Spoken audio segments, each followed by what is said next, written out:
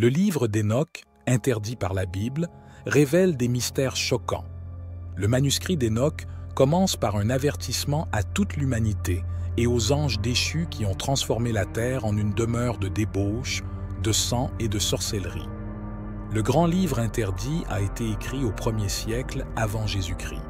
Le livre d'Hénoch a été retiré des canons bibliques juifs et chrétiens dans les premiers siècles du nouveau calendrier. Il révèle des secrets sur lesquels l'Église garde le silence. Selon les anciens écrits, Hénoch était le gardien de tous les trésors du ciel, le chef des archanges et le ministre du trône de Dieu. Il est également question des anges déchus et du fait qu'ils ont péché sur la terre, car ils ont commencé à se multiplier avec les femmes terrestres et ont révélé des secrets célestes pour lesquels la race humaine n'était pas encore prête. L'interdiction du livre a probablement été influencée par le fait qu'il contenait des prophéties concernant le Christ lui-même. Qui est Hénoch? C'est un personnage biblique antédiluvien, 6e descendant direct d'Adam et Ève. Hénoch est le fils de Jared et l'arrière-grand-père du célèbre Noé. Hénoch est un enseignant et un éducateur, dont le nom se traduit par « initiateur ». L'Ancien Testament ne parle pas de ses écrits, mais lui accorde néanmoins une place dans la Genèse 5:20 et 1:24, indiquant l'année de ses années, 365, confirmant l'existence de sa personne et décrivant sa vie en une phrase laconique qui a donné lieu à d'innombrables interprétations.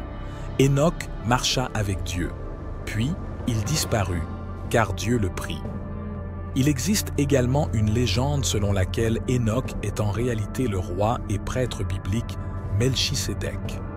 Une des explications traditionnelles pour l'existence parallèle de la littérature apocryphe chrétienne à côté de la littérature officielle est que les apocryphes fournissent des réponses là où les Écritures saintes gardent le silence ou se comportent de manière mystérieuse. Hénoch est également crédité comme créateur de l'écriture et de l'astrologie. De plus, il communique avec Dieu et est un enseignant religieux du peuple, un prophète et un sage. De nombreux pères de l'Église comme Justin Martyr, Athénagore d'Athènes, Irénée, Clément d'Alexandrie, Origène, Tertullien et Lactance ont écrit sur lui, parlant avec grand respect d'Hénoch. Leurs écrits contiennent de nombreuses allusions au livre d'Hénoch et, dans certains cas, ils ont explicitement soutenu l'utilisation du livre lui-même comme écriture. Revenons au livre de la Genèse, où il est décrit comme le 7e des 10 patriarches avant le déluge. Il est dit que chacun d'eux a vécu plusieurs siècles. La Genèse 5 présente la généalogie de ces 10 individus depuis Adam, indiquant l'âge auquel chacun est devenu père du suivant, ainsi que l'âge de chacun à sa mort. Cependant, nous remarquons ici qu'Hénoch est une exception. Il a été emporté par Dieu sans mourir, comme il est écrit dans Hébreux 11:1-5. De plus, la Genèse 5:22-24 affirme qu'Hénoch a vécu 365 ans, ce qui est significativement inférieur aux autres patriarches antédiluviens, enregistrés comme morts à plus de 700 ans. La brève description d'Hénoch dans la Genèse 5 se termine par l'écriture cryptique. Il disparut car Dieu le prit. Tout ce que nous raconterons ci-dessous, vu à une plus grande échelle, montre la grande dévotion d'Hénoch envers le Seigneur et, respectivement, le grand amour et le traitement spécial du Seigneur envers Hénoch. Selon certaines théories, Hénoch a été traduit en vie dans le royaume de Dieu comme son ange. Ainsi sont interprétées les paroles « Il n'a pas vu la mort ». Regardons les 5 volumes écrits par Hénoch pour comprendre ce qu'ils contiennent et ce qui fait peur. Le livre des veilleurs marque le début du manuscrit. Dans cet écrit, on rapporte également les récits des voyages d'Hénoch dans les cieux. Le livre commence par une introduction qui affirme qu'Hénoch est un homme juste, à qui Dieu a ouvert la vision. Des visions lui ont été envoyées par le Tout-Puissant dans les cieux. Il a vu les fils de Dieu et a tout entendu d'eux et sait ce qu'il voit. Mais ce qu'il a vu n'arrivera pas à cette génération, mais à une génération à venir. Le livre nous parle aussi de Dieu qui vient sur terre, sur le mont Sinaï, avec son armée pour prononcer le jugement sur l'humanité. Tout est prédestiné par Dieu et arrive en son temps. Les pécheurs périront, et les grands et les bons continueront à vivre dans la lumière, dans la joie et dans la paix. Les chapitres 37, 60 et 11 du livre d'Hénoch sont appelés le livre des Proverbes. Ici, le débat académique se concentre sur la thèse qu'il se base sur le livre des veilleurs. Ce qui est intéressant dans ce livre, c'est que l'expression « fils de l'homme » est utilisée pour le héros eschatologique, également appelé juste, élu et Messie, assis sur le trône de gloire au jugement final. Le premier usage connu de « fils de l'homme » comme titre spécifique dans les écritures hébraïques se trouve dans le livre d'Hénoch, et son usage pourrait avoir joué un rôle dans la compréhension et l'utilisation du titre par les premiers chrétiens. 4 éditions fragmentaires du livre astronomique ont été trouvées à Qumran. Elles contiennent également du matériel non présent dans les versions ultérieures du livre d'Hénoch. Ce livre contient la description du mouvement des corps célestes ainsi que la connaissance du cosmos révélée à Hénoch lors de ses voyages au ciel, guidé par Uriel. Il décrit le calendrier solaire qui est également décrit dans le livre des Jubilés, utilisé dans la secte de la mer morte.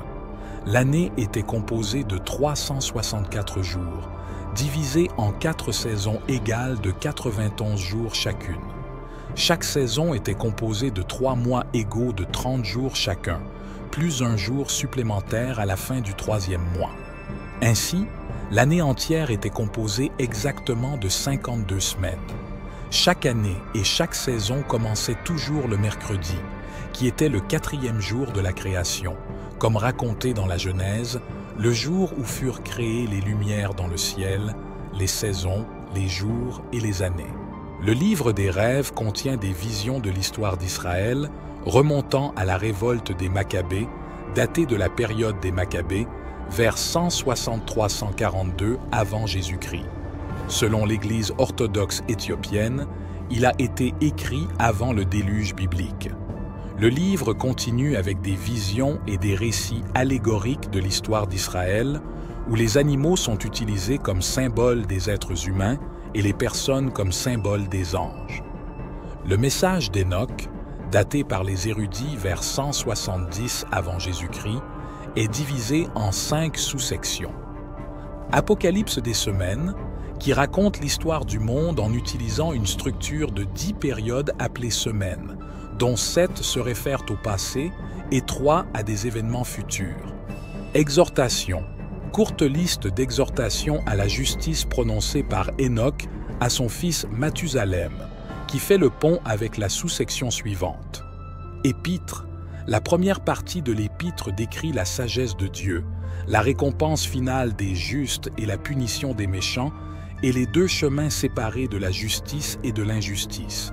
Puis, il y a 6 oracles contre les pécheurs, le témoignage de toute la création contre eux et la certitude de leur destin après la mort. Naissance de Noé, cette partie apparaît dans les fragments de Qumran, séparés du texte précédent par une ligne vide, apparaissant donc comme une annexe, raconte le déluge et Noé né avec l'apparence d'un ange. Conclusion. Cette application n'est pas présente à Qumran et est considérée comme l'œuvre du dernier rédacteur. Elle souligne la génération de lumière en opposition aux pécheurs condamnés aux ténèbres. Pourquoi ce vieux livre de l'Église est-il ignoré et même interdit par la religion officielle alors qu'il contient tant d'histoires sur nos racines? Il est déjà devenu clair qu'une des raisons de l'interdiction du livre est probablement due au fait qu'au début il commence par un avertissement pour l'humanité, décrivant le jugement divin que rencontreront tous ceux qui ne sont pas dignes du salut. Les explications sur l'apparition des géants assoiffés de sang, également appelés Néphilim, qui erraient sur la terre, décrits dans la Genèse, pourraient aussi être inconfortables. Elles servent également d'excuse pour le déluge. Mais Dieu a tout de même guidé Noé et a sauvé le peuple. Les récits des voyages d'Hénoch à travers les royaumes du ciel qui décrivent les pouvoirs du ciel et la cruauté qui attend les personnes dépravées sont également probablement mal accueillis. Peut-être que le problème de l'Église résidait dans le fait qu'elle effrayait les fidèles avec des informations aussi détaillées, ou peut-être que certaines informations dans ce texte sont inconfortables. Le livre parle directement et ouvertement de créatures étranges avec une technologie avancée qui ont visité notre Terre. Ces créatures ont partagé la technologie avec leur progéniture hybride, causant un énorme dommage à l'humanité. Le livre décrit très clairement comment et pourquoi toutes les preuves de cela ont été effacées par le grand déluge. Une chose est certaine, il y a quelque chose dans ce livre qui inquiète beaucoup de gens. N'est-ce pas peut-être une indication de la visite d'anciens extraterrestres sur Terre? Qui et comment Enoch est-il monté et descendu dans ses voyages au ciel et en retour? Pouvons-nous supposer qu'il s'agissait d'extraterrestres et qu'Enoch était en contact avec l'un des dirigeants de cette société? Des questions auxquelles aujourd'hui, personne ne cherche de réponse, du moins pas ouvertement. Pourquoi ces écrits ont-ils été reniés et qualifiés d'apocryphes? Tout ce que nous devons faire est de lire entre les lignes et attendre le jour où la vérité nous sera révélée. En conclusion, le livre d'Enoch reste l'un des textes les plus mystérieux et fascinants de l'histoire, riche en secrets et en prophéties qui ont défié les conventions religieuses pendant des siècles. Qu'il s'agisse d'anges déchus, de visions célestes ou de technologies anciennes, ces histoires nous invitent à réfléchir à ce qui pourrait être caché au-delà du voile de nos connaissances actuelles. Si vous avez trouvé intéressant ce voyage à travers le livre d'Enoch et que vous souhaitez découvrir d'autres mystères anciens, abonnez-vous à notre chaîne Perles de Sagesse. Activez la cloche de notification pour ne manquer aucune de nos futures vidéos. Merci de nous avoir suivis et à la prochaine fois.